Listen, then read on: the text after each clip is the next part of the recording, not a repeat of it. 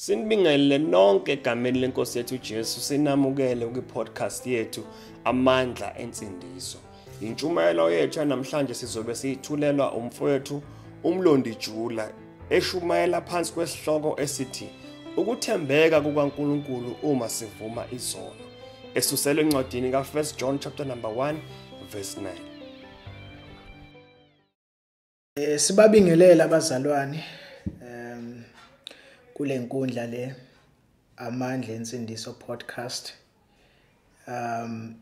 Namhlanje nje kunezinto ezimbalwa engifisa sizibheke lapha kule ncwadi yokuqala kaJohane, isahluko sokuqala ivesi lika9 la khona kufundeka kanje: uma sivuma izono zethu uthembekile ulungile ukuba asithethelele izono asihlambulule kukho konke okungalungi.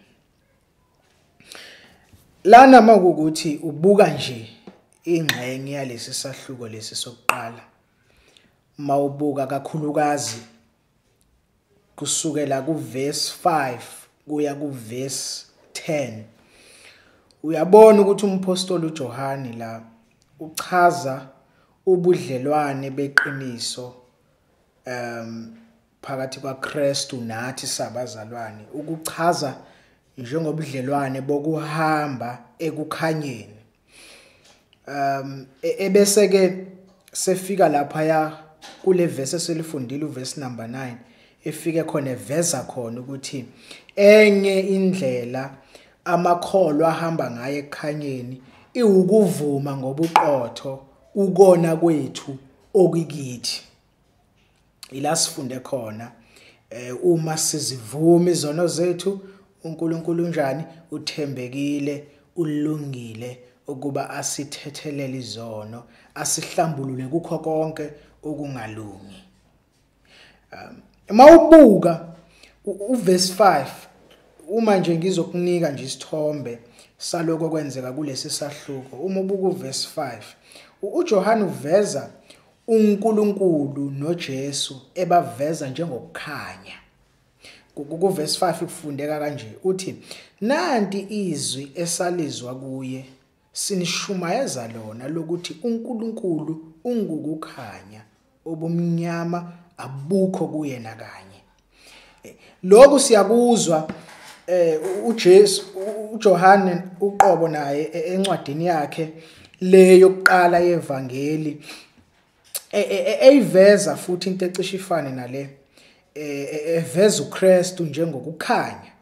Uma ufunda uJohane wevangeli isahluko sokuqala uverse 4 kuya ku9, ufundeka kanje, uthi ukuphila kwakukuye, ukuphila kwakungukukhanya kwabantu, ukukhanya kukhanya ebumnyameni kepha ubumnyama abukwamukelanga. Wavela umuntu ethunywe nguNkulunkulu, igama lakhe linguJohane. Lowo wezela ubufakazi ukubafakaze ngokukhanya ukuze bonke bakholwe ngaye. Yena wayengesikho ukukhanya kepha wayengozofakaza ngokukhanya, kwakungukukhanya okuqinisileyo okukhanyisa wonke umuntu okwasekuza ezweni. Even uJesu ezikhathini eziningi wayethi mekhuluma ngokukhanya bhekise kuye, njengasencwadini kaJohane ivangeli isahluko u9 verse 5, uthi ngisekhona ezweni ngingukukhanya kwezwe. Kanti futhi uzothola lento nakhona lapha evangelini likaJohane isahluko 12 u35 kuya 36, uzomthola nje uJesu ezibiza ngokukhanya, njalo mekhuluma ngokukhanya ebhekisa kuye. Ngakho ke ubungcwele bukaNkulunkulu obuphelele bukhanyisa ukukhanya ebumnyameni obujulile obuphelele bezwe elinesono. So ngakho ke labo abafisa ukuba nobudlelwane beqiniso noNkulunkulu kufanele ukuthi balalele izwi lakhe futhi baphile behamba ekukhanyeni kwakhe. Kodwa ke ukwenza lokho ukwenza lokho akusiyinto elula ngoba kunenkinga yesono ekithi ekumele isetshenzwe obala phambi kukaNkulunkulu. uJohane uyachaza uthi uma sitha sonanga simenza umqambimanga nezwi lakhe alikho kithi. Uverse number 10 loyo walesi sahluko esifunde kuso.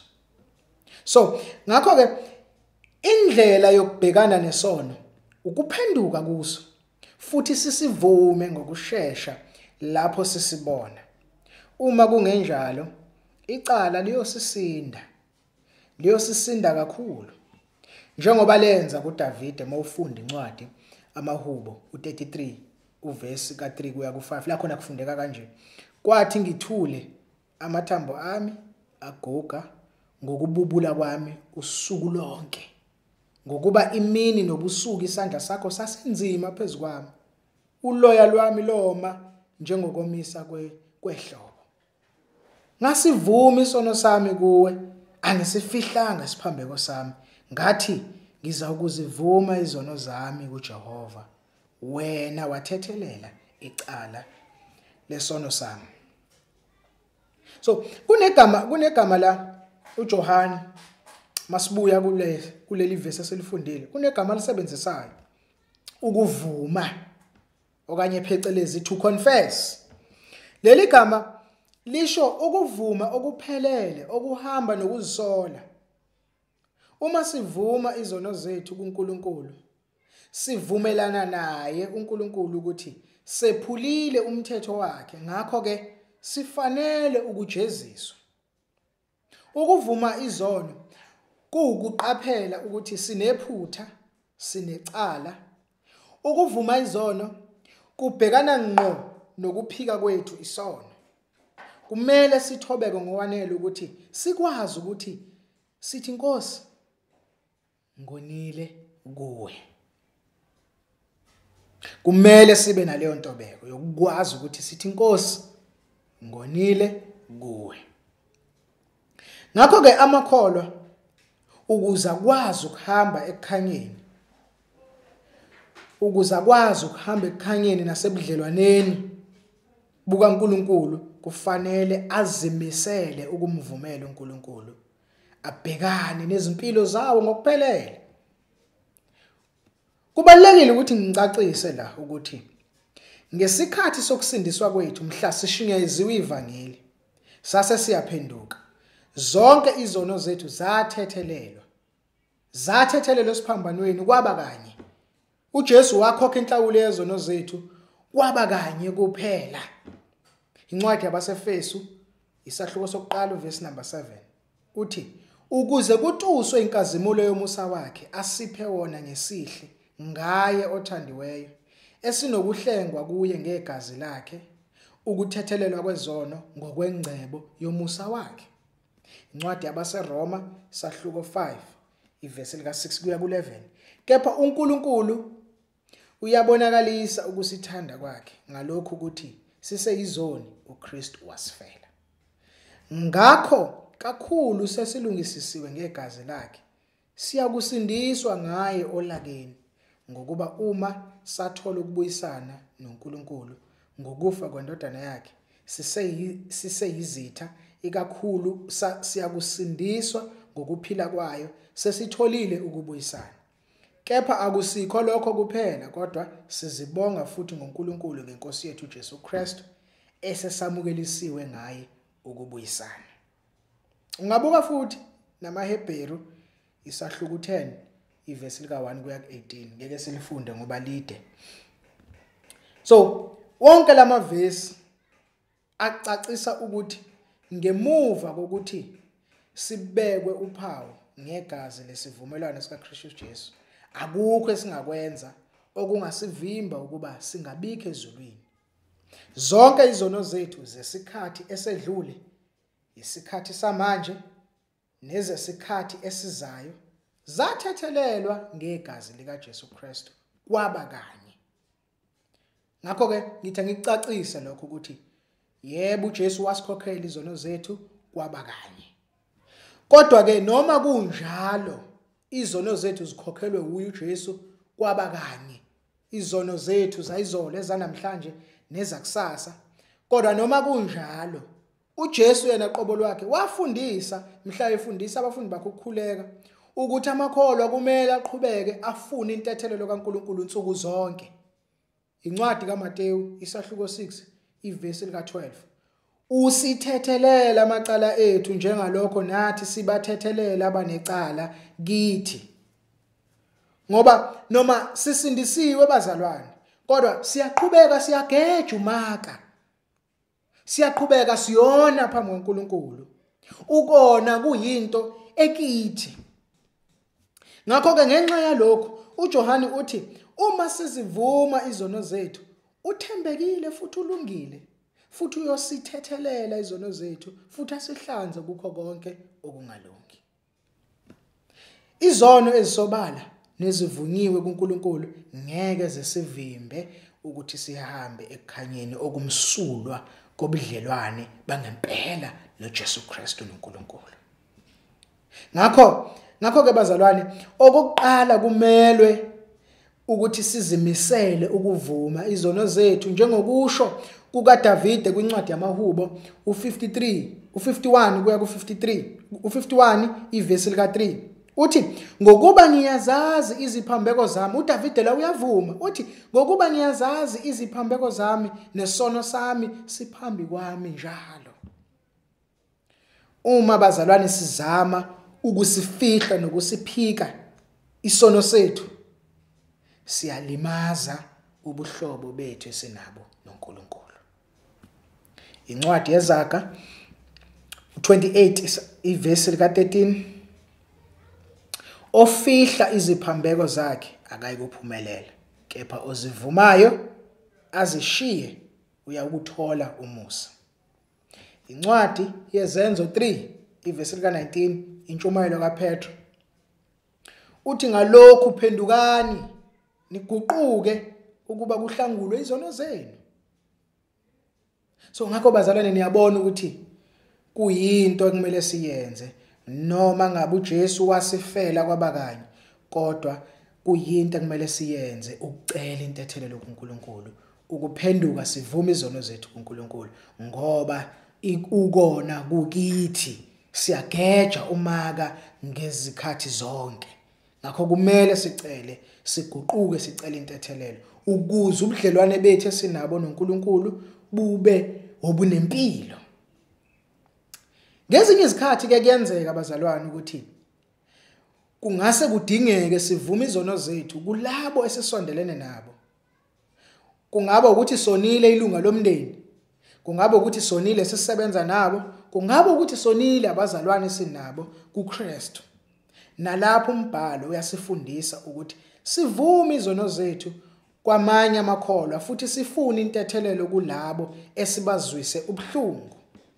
Incwadi kaJakobe isahluko sesi5 ivesi lika 16 lithi ngakho vumani izono omunye komunye nikhulekelane ukuba niphulukiswe. Umkhuleko oqinileyo wolungileyo unamandla kakhulu.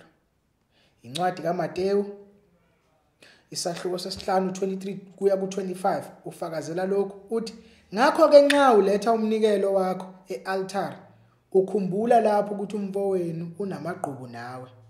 Shiya lapho umnikelo wakho phambi kwealtar. Uhambe kuqala ubuyisane nomfowenu andukuba uze unikele umnikelo wakho. Shesha uzwane nolwa nawe. Nisesendleleni funa olwa nawe akunikele kumahluleli. Umahluleli akunikele esikhonzini uphoswe etilongweni.